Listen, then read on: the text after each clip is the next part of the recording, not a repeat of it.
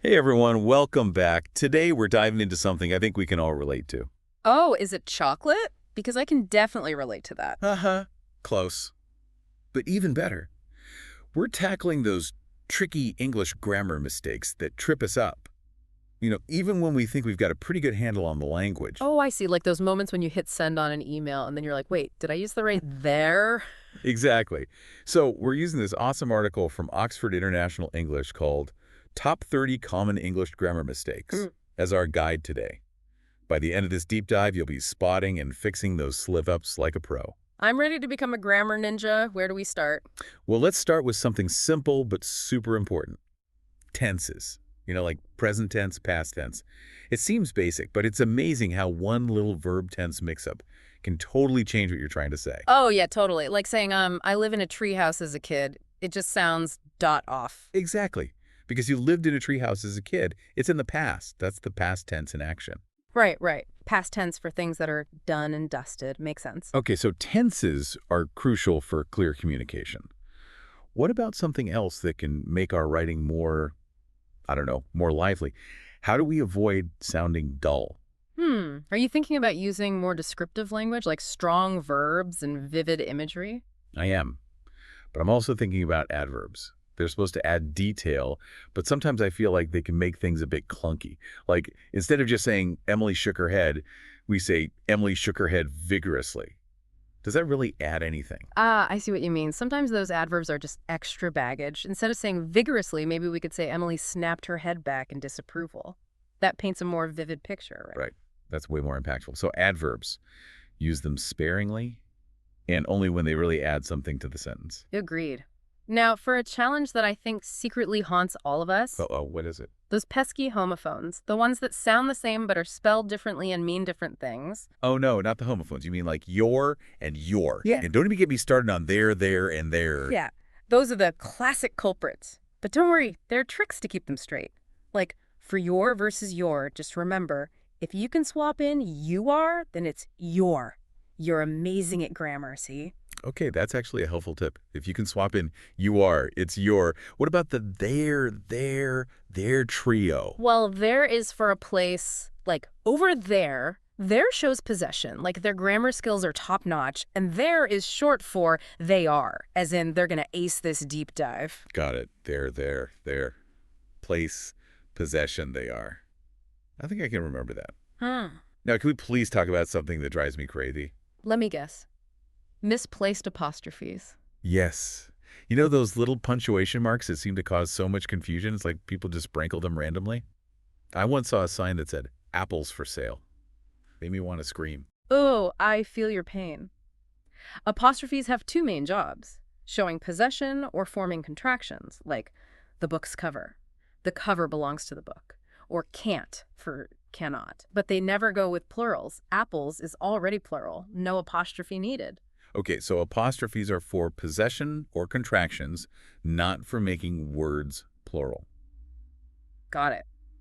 Speaking of words that can be confusing, I think we all have those moments where we just blank on how to spell something, right? Like, is it with an E or an A or maybe a double consonant? Oh, for sure. English is notorious for words that sound alike but have different meanings and spellings, like affect and effect, or two and two. Okay, let's try this. You're texting a friend and you say, there were too many people there and it was too loud, so we went to another place. Perfect. You used all three correctly. To means there's an excess of something. To is like a direction, and there points to a location. Context is everything. Okay, I'm feeling more confident already. Now, how about those incomplete comparisons? Like when someone says, this coffee is stronger. Stronger than what? Dishwater. Haha, exactly. That's a classic example of an incomplete comparison. It's like saying, this movie is longer.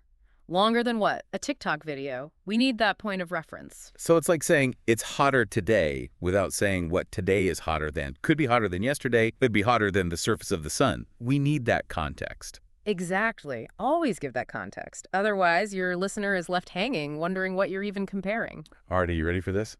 We're about to enter the grammar battle zone. Bring it on! Adjectives versus adverbs.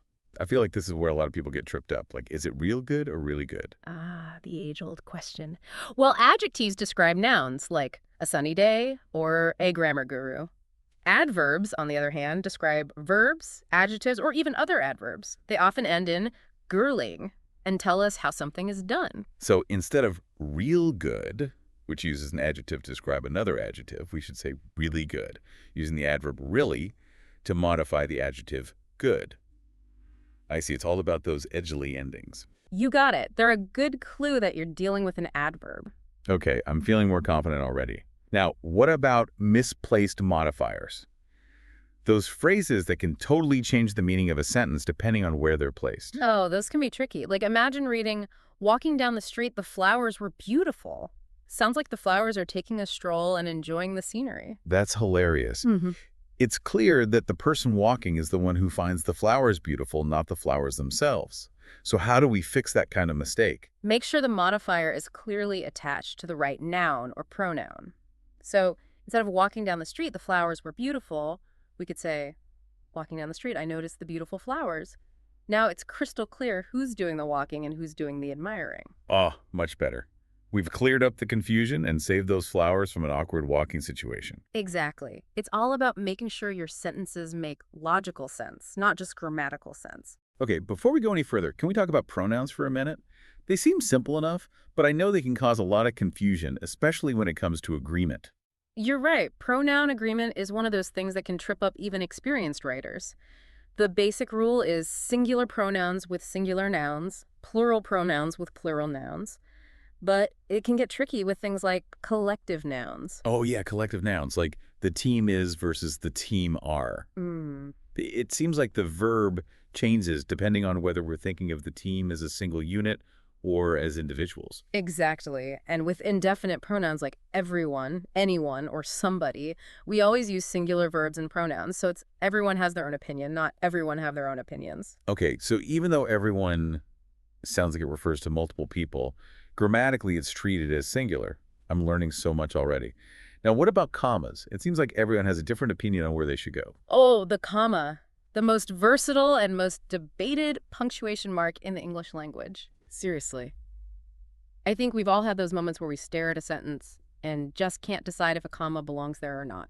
I know exactly what you mean, and one of the most common mistakes is using commas to separate independent clauses without a conjunction. It's like trying to hold two pieces of paper together with just a tiny bit of tape. It's just not going to hold. So instead of saying, "I went to the park, I had a picnic," we need to add a conjunction like "and," or we need to separate the clauses into two sentences. You got it. We could say, I went to the park and I had a picnic, or I went to the park, I had a picnic. Both are correct, and they create a clear separation between those two independent thoughts. Makes sense. It's like building a bridge between those two clauses. Either use a conjunction as the bridge or create two separate paths. Now, are there times when we shouldn't use a comma? What about those restrictive clauses I've heard about? Ah, yes. Restrictive clauses. Those are clauses that are essential to the meaning of the sentence, and they don't get set off by commas. Think of it like this. They're like a key ingredient in a recipe. You can't just leave it out without messing up the whole dish. So in the sentence, the book that I borrowed from the library is overdue. The clause that I borrowed from the library is restrictive because it tells us which book is overdue. If we take that clause out, we're just left with the book is overdue, which could be any book. Exactly. That restrictive clause is crucial for identifying the specific book we're talking about. Now, on the other hand, non-restrictive clauses provide additional information that isn't essential. Those get set off by commas, like little side notes. For example, my new laptop, which has a super fast processor, is amazing for video editing. We already know which laptop we're talking about. The extra info about the processor is just a bonus detail. Okay, I think I'm getting it. Restricted clauses are essential, no commas. Non-restrictive clauses add extra info, and they do get those commas. You're a fast learner. Commas are all about creating clarity and helping the reader navigate the sentence smoothly. Wow, we've already covered so much. Tenses, adverbs, confusing spellings, incomplete comparisons, adjectives versus adverbs, misplaced modifiers, pronoun agreement, and even commas. I know, right? We've been busy grammar detectives. But remember, practice makes perfect. The more you read, write, and just pay attention to how language works, the more natural it will become. I completely agree. But before we get too carried away, I think it's time for a little break. We'll be back soon to tackle even more grammar gremlins. Can't wait. Stay tuned for more grammar adventures. It's amazing how one tiny grammar error can make a big difference in how our writing is perceived. Oh, totally. It's like you could have this beautifully written paragraph, but then one little slip up, and it's like a scratch on a brand new car. Such a good analogy. And sometimes those slip-ups are more than just a missing comma or a wrong verb tense. They involve, like, whole phrases gone rogue. Have you ever run into dangling modifiers? Dangling modifiers, yeah. Those are the ones that kind of float around in a sentence, right? Not Yeah. really connected to what they're supposed to be describing. I remember learning about them in school, and they always made me giggle because they create these ridiculous mental images. I know, right? They can make a sentence sound so nonsensical. Like, walking down the street, the trees were swaying in the breeze. Makes it sound like the trees are out for a stroll. That's hilarious. Obviously, the modifier walking down the street is supposed to be about the person, not the trees. So how do we fix that kind of mess? Easy peasy. Just make sure the modifier is right next to the noun or pronoun it's describing. So instead of walking down the street, the trees were swaying in the breeze, we could say, walking down the street, I felt the breeze swaying the trees. Now we know who's doing the walking and who's doing the swaying. Much better. We've cleared up the confusion and saved those trees from an embarrassing walking situation. Exactly. It's about making sure your sentences make logical sense, not just following grammar rules blindly. Okay, speaking of logic and clarity, can we move on to subject-verb agreement? You bet. Subject-verb agreement. Seems simple, right? Singular subject, singular verb, plural subject, plural verb. Yeah, that's what I thought. But I have a feeling there's more to it. It can't be that easy, can it? You're right to be suspicious. Those tricky collective nouns and indefinite pronouns can really throw a wrench in things. Yeah, collective nouns, like the committee is meeting today versus the committee are debating the issue. The verb changes depending on whether we're picturing the committee as one unit or as individuals. You got it. And then there are those indefinite pronouns like everyone, anyone, somebody. We always use singular verbs with those, so it's everyone is invited, not everyone are invited. Right. Even though everyone sounds like it's talking about a bunch of people, grammatically it's singular. Oh, This is good stuff. I'm glad you're enjoying it. And while we're on the subject of pronouns, another common mistake is using the wrong case. The I versus me, he versus him, she versus her dilemma. Oh, the pronoun case conundrum. I still remember those grammar drills from school, trying to figure out if it should be my sister and I went shopping or my sister and me went shopping. A classic struggle. But here's a handy trick. I is the subject of the verb. Me is the object of the verb or preposition. Okay, so my sister and I went shopping. I is part of the subject, so that's correct. But if we said the cashier gave the receipt to my sister and me, then me is correct because it's the object of the preposition too. Nailed it. And a little tip. Try taking the other person out of the sentence. I went shopping sounds fine, but me went shopping definitely doesn't. Oh, that's a good one. I'm going to remember that. I feel like we could talk about pronouns all day, but there's another punctuation mark that needs our attention. The mighty comma. Ah, yes, the comma. Yeah. So tiny yet so powerful. I know, right? I think we've all been there, staring at a sentence, completely stumped on whether or not to put a comma in. The struggle is real. And, one of the most frequent comma slip-ups is using them to separate independent clauses without a conjunction. It's like you're trying to build a house, and instead of using strong beams, you're just using toothpicks to hold it up. It's not going to end well. So like instead of I went to the beach, I built a sandcastle, we need to either throw in a conjunction like and, or we split it into two separate sentences. Exactly. You could say, I went to the beach and I built a sandcastle, or I went to the beach, I built a sandcastle. Both work, and they create that clear separation between those two complete thoughts. I like that analogy. It's like those two clauses are two separate rooms in a house. Either connect them with a doorway, the conjunction, or just make them two completely separate structures. Now, are there ever times when we shouldn't use a comma? Like, what about those restrictive clauses I've heard whispers about? Restrictive clauses, they're essential to the sentence, and they don't need any commas setting them off. Think of them as like the foundation of a house. You can't remove it without the whole thing collapsing. So, in the sentence, the movie that we saw last weekend was hilarious. The clause that we saw last weekend is restrictive. It tells us which movie we're talking about. If Right. we remove that clause, we're just left with the movie was hilarious, which could be any movie under the sun. You nailed it. That restrictive clause is doing the heavy lifting, making sure we know exactly which movie we're discussing. Now, non-restrictive clauses, those are like decorations on a house. They add some flair, but you can take them away, and the house still stands strong.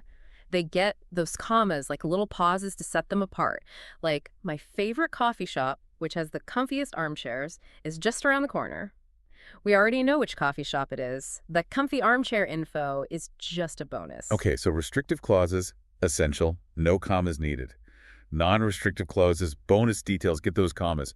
I'm starting to see how commas are all about creating clarity and helping the reader understand the flow of the sentence. That's exactly it. Commas are like little road signs, guiding the reader along and making sure they don't get lost along the way. Wow, we have covered a lot of ground today. Dangling modifiers, subject-verb agreement, those tricky pronouns, and even the comma conundrum. I know, we've been on a grammar whirlwind. But it's so important to remember, practice is key.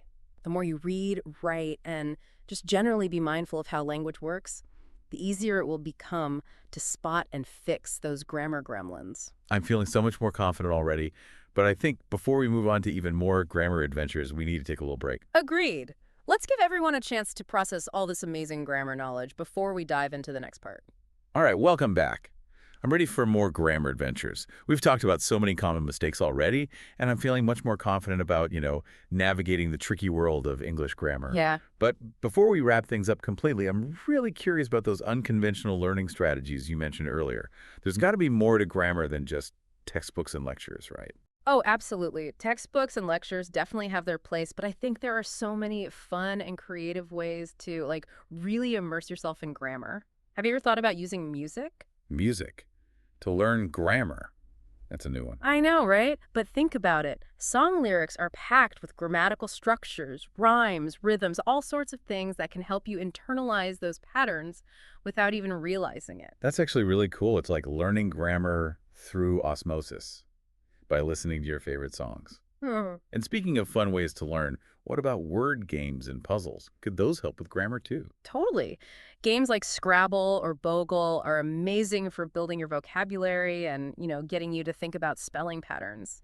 And even puzzles like Sudoku can boost your logical thinking skills, which can come in handy when you're trying to figure out, sentence structure and stuff. Wow, I never thought of it that way. Oh. It's like those games are secretly training your brain to be more grammatically aware. Mm. And you know what else I think is kind of fun? Those grammar memes that you see online, could those actually be helpful for learning? I think they can be. Memes are meant to be funny, of course, but they often point out common grammar mistakes in a way that's really memorable. And when you're laughing, you're more likely to remember something. True. It takes the seriousness out of grammar. And it makes you realize that, everyone makes mistakes. It's all part of the learning process. And thinking about all these different approaches to grammar, it really highlights how much we're actually engaging with language in our everyday lives, It's not just something we study in school, it's all around us. Absolutely. Grammar is everywhere. Whether you're reading a news article, listening to a podcast, having a conversation, even just scrolling through social media, you're constantly interacting with grammar in action. It's the foundation of how we communicate. That's so true. It makes grammar feel less like a set of rules and more like, well, a living, breathing thing. And it reminds me of something I read in that Oxford article. It said, mastering grammar is an ongoing journey, not a destination. I love that quote. It's so true. There's always something new to learn, something to refine, something to play with when it comes to language. Exactly. And it's a journey that we're all on together. Thinking back on everything we've talked about in this deep dive, I'm feeling a lot more excited about grammar. It's not just about avoiding mistakes. It's about, using language effectively to communicate, to connect with others, to express ourselves. Couldn't have said it better myself. And as we wrap up our grammar adventure, I want to encourage everyone to keep that sense of curiosity and keep exploring the amazing world of language. Whether you consider yourself a grammar guru or you're just starting out, there's always something new to discover. So well said. It's been so much fun exploring the ups and downs of English grammar with you today. And to everyone listening, thanks for joining us on this deep dive. Keep those sentences strong, and don't be afraid to have some fun with language.